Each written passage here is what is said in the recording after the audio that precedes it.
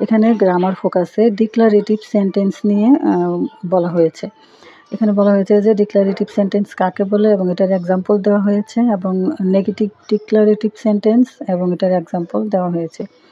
তো ডিক্লারেটিভ সেন্টেন্সটা কি?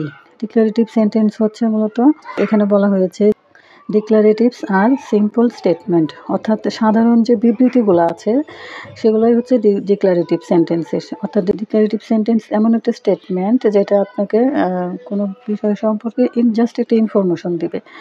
যেমন এখানে বলা হয়েছে যে শি গোস, সে যায়, এখানে একটা সিম্পল ইনফরমেশন আপনাকে দেওয়া হয়েছে যে সে যায়। আবার বলা হয়েছে হি রিডস এ বুক, অর্থাৎ সে একটি বই পড়ে, অর্থাৎ এখানেও আমরা একটা ইনফরমেশন পাচ্ছি যে সে একটি বই পড়ে। তো এখানে আবার দেওয়া আছে যে নেগেটিভ ডিক্লারেটিভ সেন্টেন্সের ফরম্যাটটা কেমন হবে। নেগেটিভ ডিক্লারেটিভ সেন্টেন্সের ক্ষেত্রে এখানে প্রথমে অক্সিলারি ভার্ব থাকবে, তারপরে বি অথবা ডু ডাজ থাকবে এবং এগুলোর সাথে নট হবে।